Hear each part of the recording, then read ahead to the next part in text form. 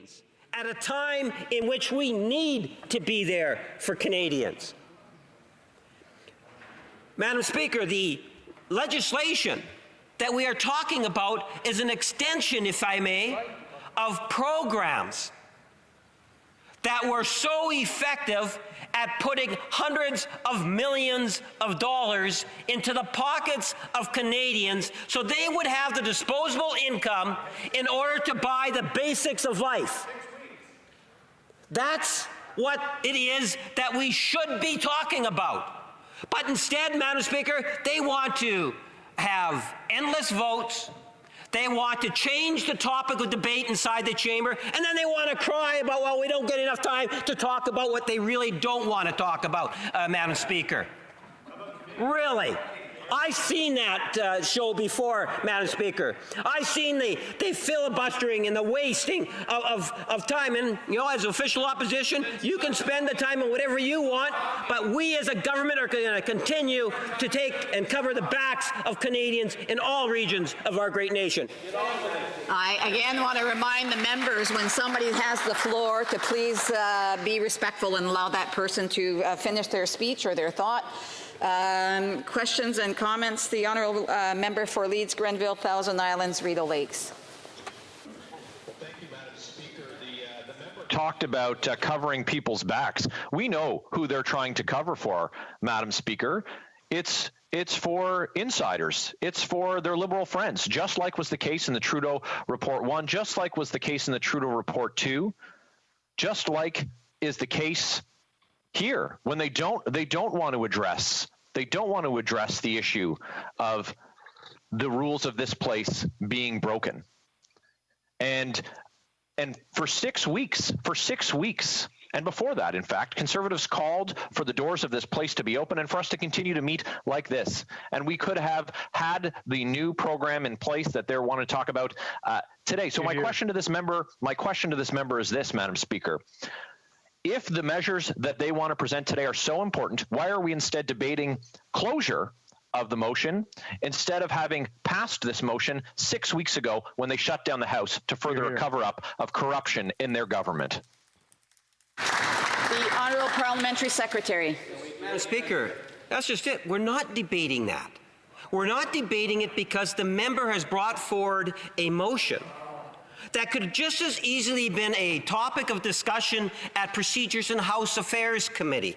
There's many different ways in which the member could have dealt with the issue, Madam Speaker. There's many different ways. This is the very first time that I've heard anything from this particular member saying that they would like to have a discussion about this particular issue, Madam Speaker. The very first time. And if he would have approached me in regards to it, I would have entertained having a discussion and maybe look at ways in which we could address this along with other concerns. But let's realize that what we should be talking about today is what and how the House of Commons of Canada can continue to assist Canadians in all regions of our country. Questions and comments? The honourable member for Windsor West. Thank you, Madam Speaker. One of the things that's really hypocritical is the Conservatives. I was in this chamber with Stephen Harper in his regime, where over 300 times they closed debate. They did it on the environment. They did it on unemployment insurance. They did it on defense. They did it on veterans. They did it on a whole series of different issues that we dealt with over a number of different years. And I think, Madam Speaker, I know I'm getting heckled, but you can check the record of Stephen Harper to find that. It's totally hypocritical. But the problem with the Liberals on this is that you don't need to put a black light on them to see all the scandal and the hypocrisy they have as well, too. And that's the distraction. So to the member from hypocrisy, do you not think you brought a lot of this on yourself by the behaviors of some of your government people over this tenure? This would have been avoided. This problem, distraction, could have been avoided had you not got into this yourself. And that, Madam Speaker, is the real issue. So I do want to remind the member and all members in the House that to be very careful on the language that is being used. You can talk about the parties, but when it comes to individual members, that is not acceptable. And the other fact is that all comments and questions should be put to the chair. The Honourable Parliamentary Secretary. Yes, thank you, Madam Speaker. I want to give credit where credit is due in a situation that we saw and witnessed here this morning. And we saw a minister move forward a very progressive piece of legislation that is going to assist many Canadians in all regions of this country. But what's worthy of noting, Madam Speaker, is that the seconder was in fact the leader of the New Democratic Party. So in certain ways, on certain pieces of legislation, the NDP recognized the value to Canadians by supporting the legislation and are prepared to assist the government in terms of getting that important legislation through. And to that degree, Madam Speaker, I recognize it and I thank them. Questions et commentaires? Questions and comments? L'honorable député de... The Honourable Member for Shefford, a brief question. My colleague across the way talked about turning the page. Turning the page on what? On We Charity? On an important report that should be tabled to the Agriculture Committee? Turning the page on a report that should be tabled at Status of Women, on the impact on women? Turning the page on what, Madam Speaker? From the Parliamentary Secretary. Madam Speaker, it's not an issue necessarily of turning the page as much as it is remaining focused.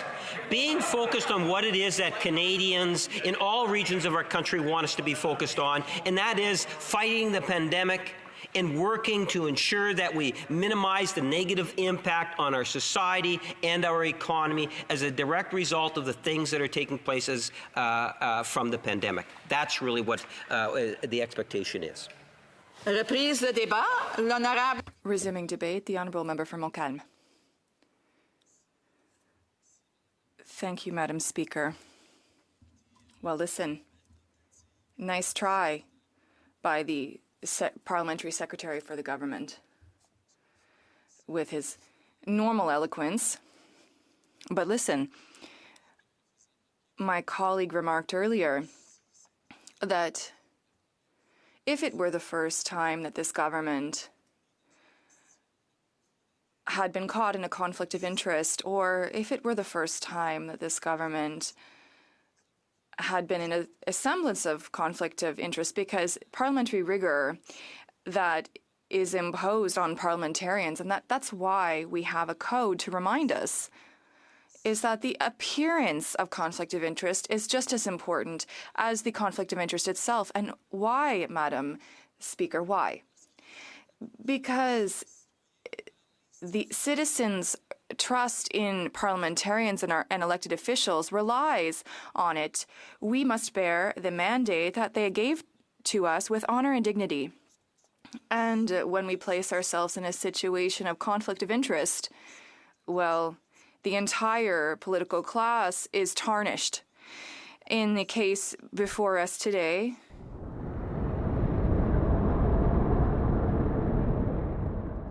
the Honourable Member for Leeds Grenville, Thousand Islands, Rideau Lake. Well, thank you, Mr. Speaker. It's unfortunate that I find myself having to move this motion today. We've seen over the last number of years, the last almost 6 years, a slow and steady degradation of the confidence that Canadians can have in their institutions, in this democratic institution. Now, this issue concerning Mr. Pescasolido's conduct and the 10 breaches of the Conflict of Interest Code caused me great concern, and certainly were found to have contravened the rules of this place.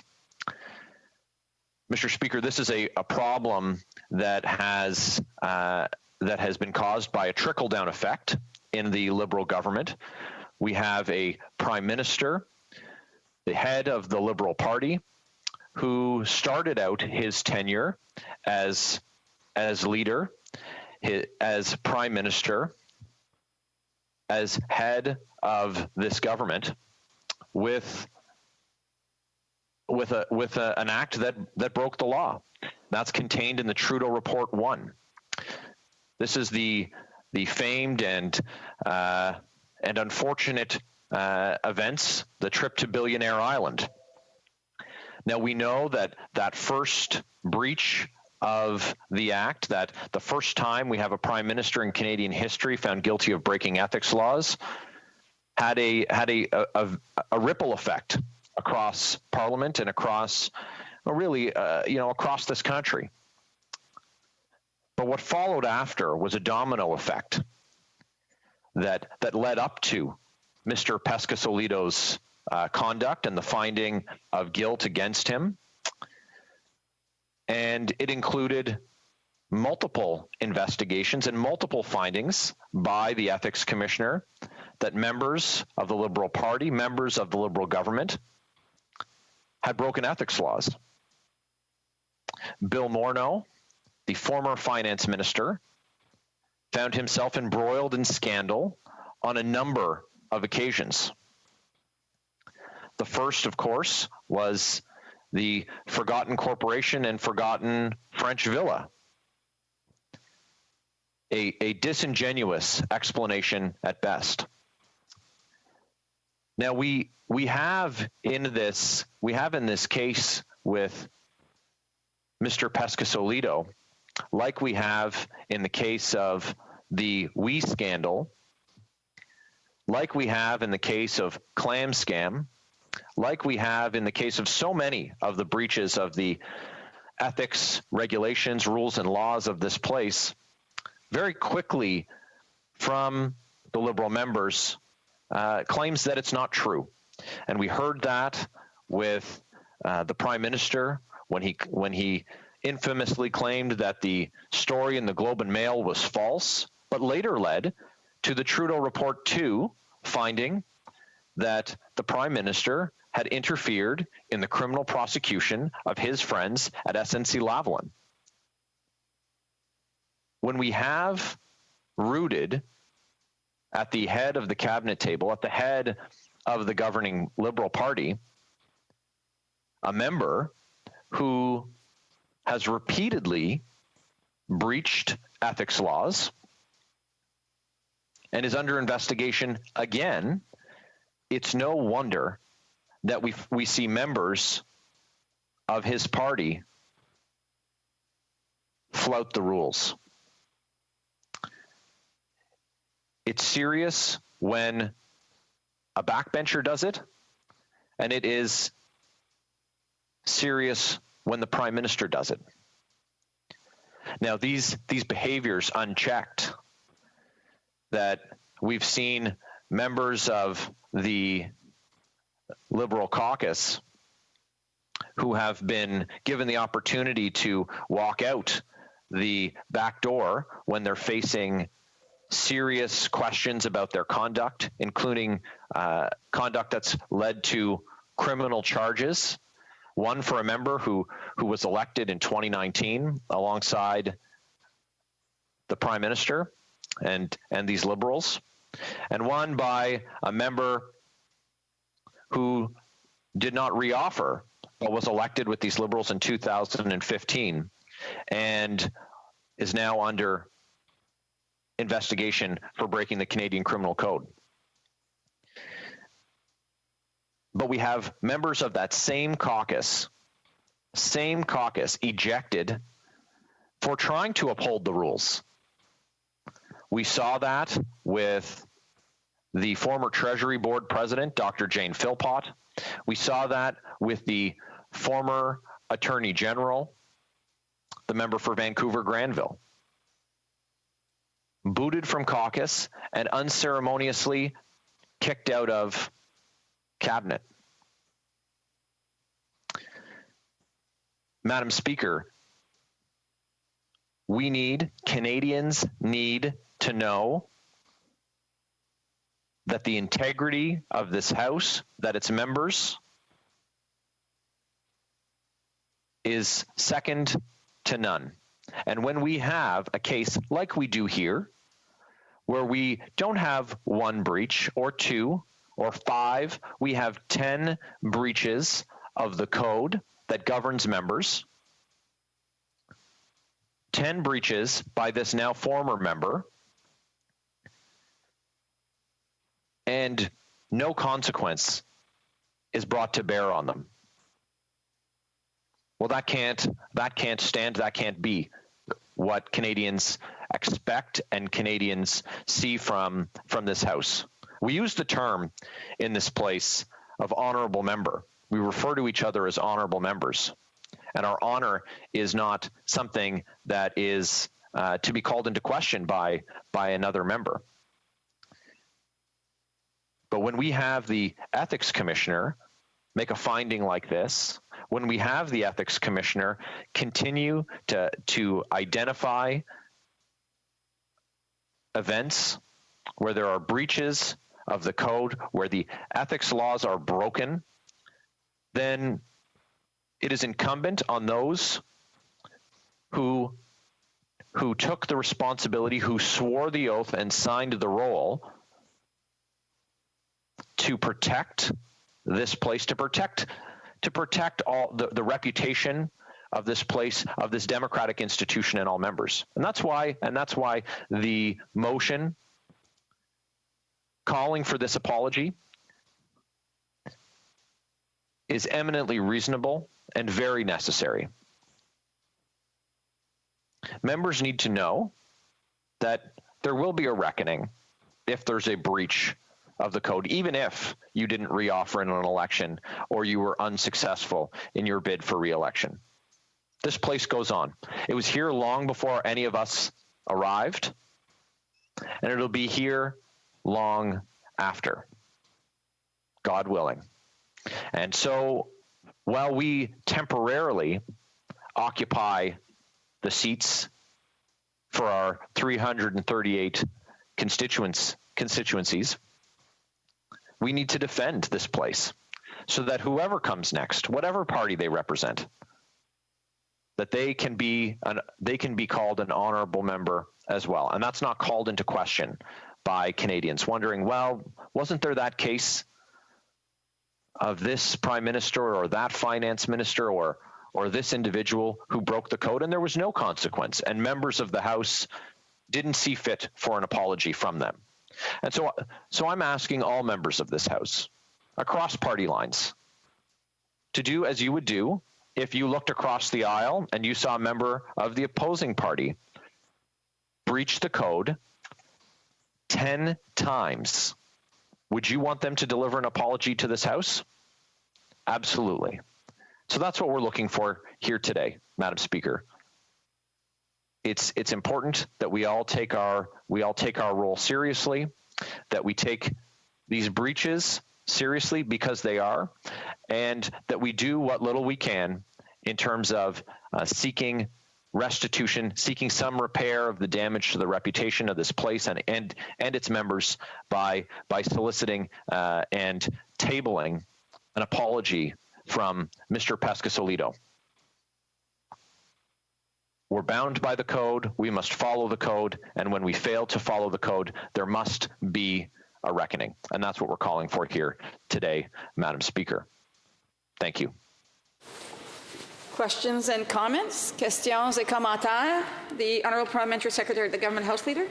Yes, thank you, Madam Speaker. And I think that if we take a look in terms of what's happening in the environment around us today, Canadians from all regions of our country are very much concerned in terms of what is taking place with the second wave of a very serious pandemic.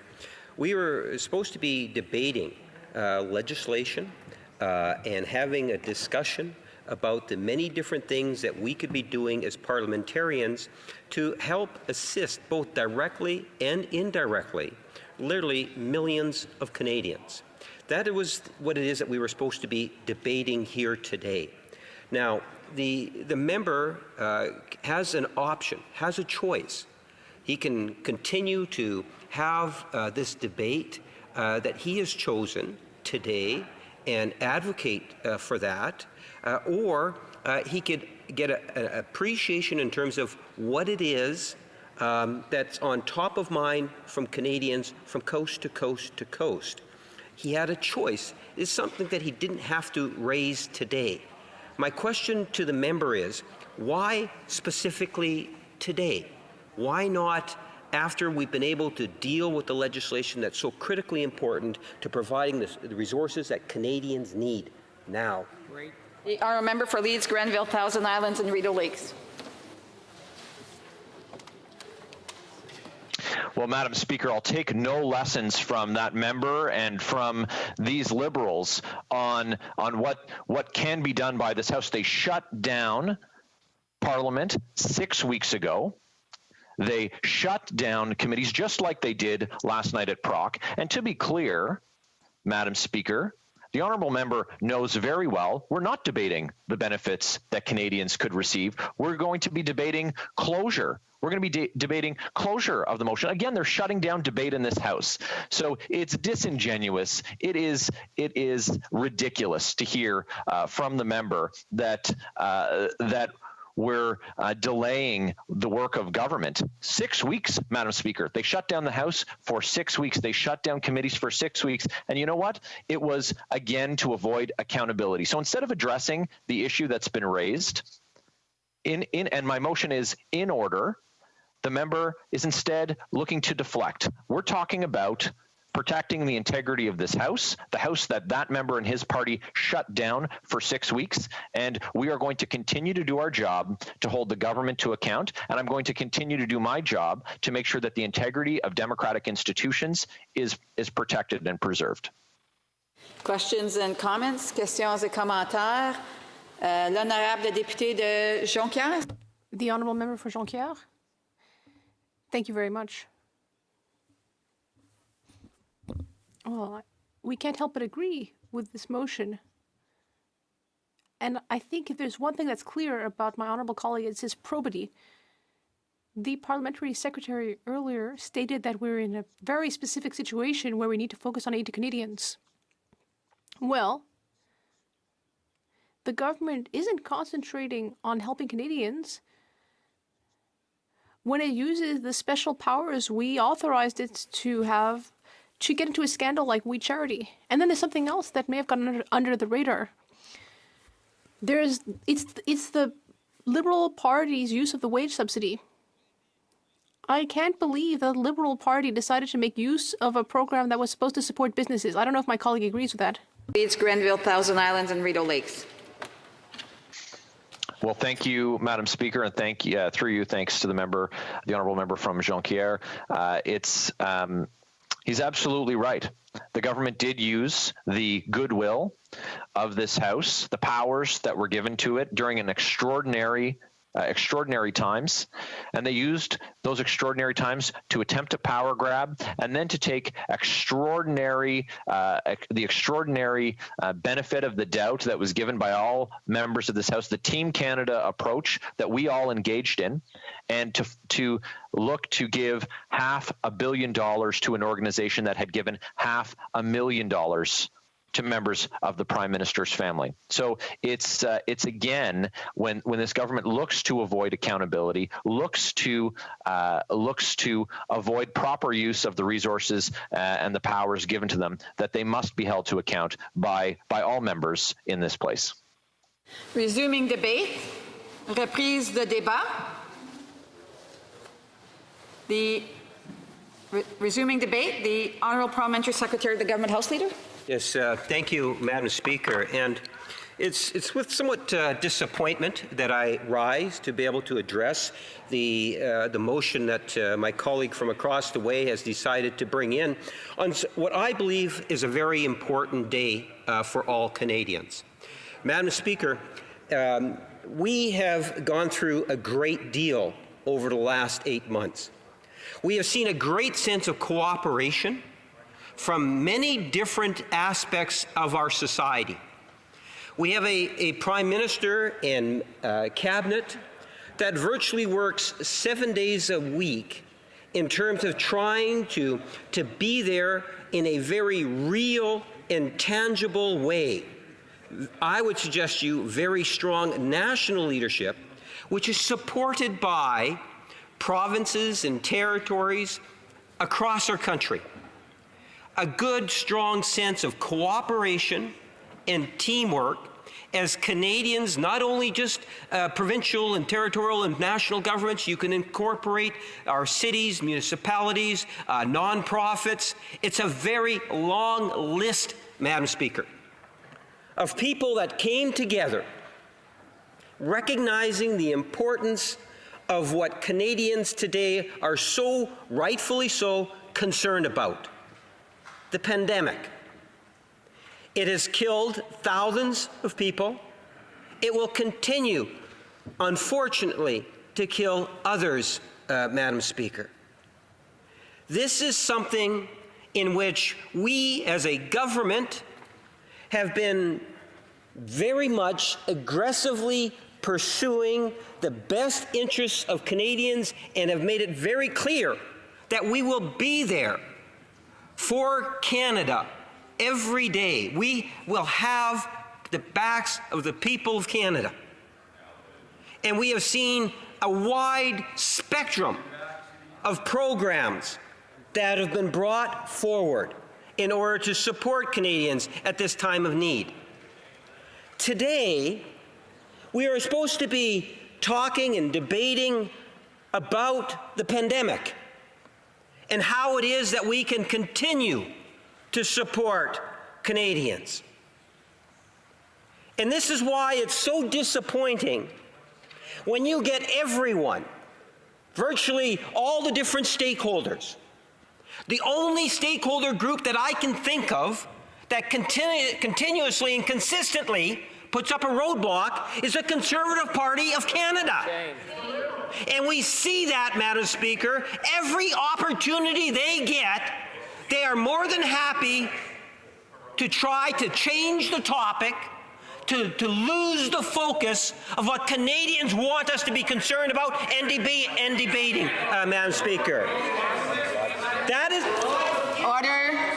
I want to remind members they will have an opportunity to ask questions and comments. I would ask that they hold on to their thoughts at this point and allow the member to be able to deliver his speech without interruption. The Honourable Parliamentary Secretary. Thank you, Madam Speaker. That, whether the Conservatives want to hear that or not, that is the truth. These people are crazy. This is going to be a disaster.